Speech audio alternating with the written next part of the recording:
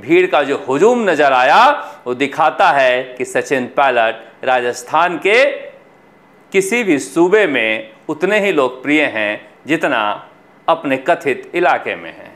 आज जब वो बोल रहे थे तो क्या साध रहे थे, इस सियासत को देखिए और समझिए। यहाँ पर खेजड़ली उत्सव में विश्नोई समाज की ये बैठक है, जहाँ पर ये समाज शायद ये दुनिया का पहला समाज है जहाँ पेड़ों के लिए बलिदान देने की कहानियां हैं। और ये भीड़, ये हुजूम दिखा रहा है कि विश्नोई समाज इस खेजड़ली उत्सव को लेकर कितना दिल से जुड़ा रहता है। और सचिन पायलट की बातों पर जब तालियां गरज रही थी तो ये दिखाई दे रहा था कि सचिन पायलट यहाँ पर जब पहुँचे हैं तो कुछ सियासी संदेश भी देते हुए नजर आए।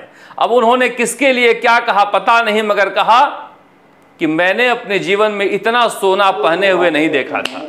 कानून की जो बहाने देकर बात करते हैं, पुनर्गठन करने में किसी को क्या आपत्ति है? जब संस्था इतनी खोखली हो चुकी है, उसकी विश्वसनीयता पर सवाल उठ चुके हैं, लोग जेलों में जा रहे हैं, रिश्वत देते पकड़े जा रहे हैं, तो जब आम व्यक्ति विश्वास उस संस्था में नहीं है तो संस्था से क्या उम्मीद करेंगे? और नए सिरे से अगर उनकी नियुक्तियों के अंदर जो पारदर्शिता वाले मापदंड होने चाहिए तो क्यों नहीं हो सकते हैं? और इस दोबारा से शुरुआत करके इसका पुनर्गठन क्यों नहीं किया जा सकता? अगर अच्छा शक्ति है, कोई करना चाहे तो कर सकता है, और नहीं करना है तो आप बहाने 100 दे सकते हैं, कानूनी अड़चन है, संवैधानिक अड़चन है, फलाना है, ढिमकाना है, लेकिन कोई करना चाहे, क्योंकि नौजवानों के भविष्य से खिलवाड़ करने, यही बात राजस्थान का हर व्यक्ति कह रहा है कि अगर करना चाहे सरकार तो क्या नहीं कर सकती है। उसको स्पष्ट किया जाना चाहिए, ऐसे बनाया जाए ताकि भविष्य में इस प्रकार की संभावना खत्म हो जाए। तो आरपीएससी की विश्वसनीयता खत्म हो चुकी है, उसको जीवित करना बहुत जरूरी है, क्योंकि नौजवानों का भविष्य जो है उस पर टिका हुआ है और रोजगार।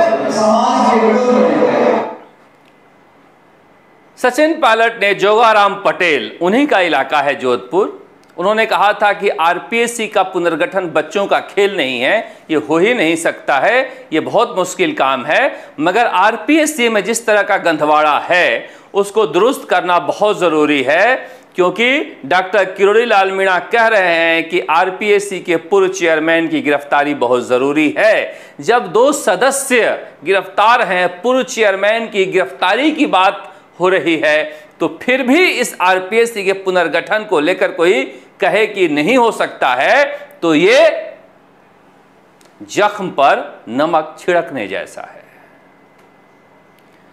आरपीएससी का पुनर्गठन क्यों नहीं हो सकता है? जिस तरह से बाबूलाल कटारा हटाए गए, जिस तरह से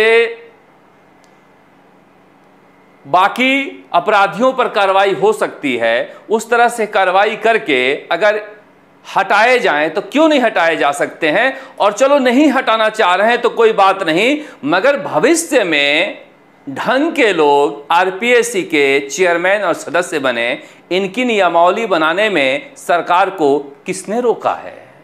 मगर इच्छा शक्ति हो तब, और नहीं करने के कई बहाने हो सकते हैं।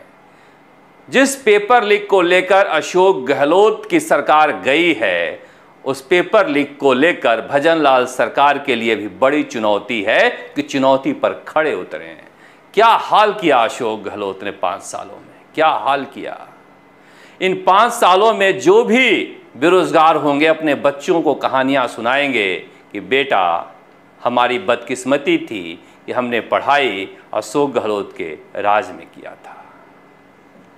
मगर पेपर लीक को सिर्फ बोलते हुए नजर नहीं आए, आज समाज के उस जख्म पर मरहम लगाते हुए भी नजर आए कि जब अखबार में लिखा जाता है विश्नोई गैंग, उन्होंने कहा सचिन पायलट ने कि समाज को बदनाम करने का हक किसी को नहीं है। और ये बात सही है। आप ये बताइए, लोग आसानी से कह देते हैं कि देखो कितने विश्नोई सेलेक्ट हुए हैं, मगर ये बताइए क्या आरपीएससी में कोई सदस्य या चेयरमैन विश्नोई था? नहीं था।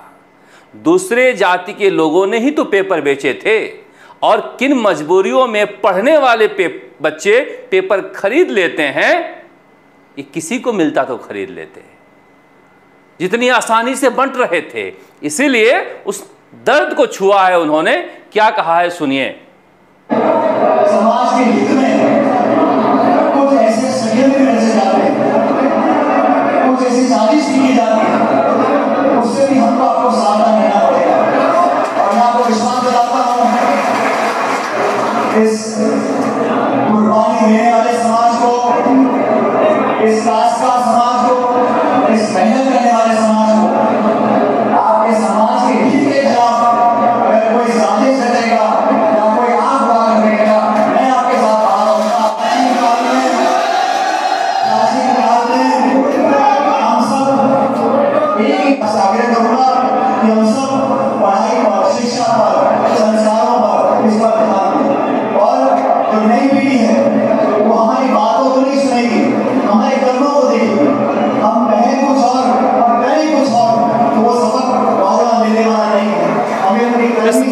कुछ हुआ है। जब कहा जाता है पेपर लीक को लेकर विश्नोई समाज पर सवाल उठाया जाता है, और ये बात सही भी है।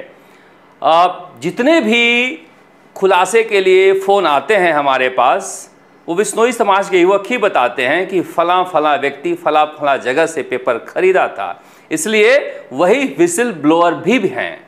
उस समाज में अगर ज़्यादा लोग पढ़ाई करते हैं तो फिर उस समाज की श्रेष्ठता भी है। मगर सवाल यही नहीं है। उन्होंने ये भी कहा कि जैसा बोलते हैं वैसा करा भी करो। लड़के आजकल के युवा पीढ़ी पढ़े लिखे हैं, समझ लेते हैं कि बोलते क्या हो करते क्या हो। अब पता नहीं है सियासी निशाना है, हमारा तो काम ही मतलब निकालना, इसलिए हम मतलब निकाल लेते हैं और समाज की सियासत से या फिर समाज के खिलाफ साजिश से एक और बात याद आती है। अब लोग कहते हैं कि जोधपुर में विश्नोई समाज के कद्दावर नेता के खिलाफ साजिश की गई थी, क्या उस पहलू को छू रहे थे?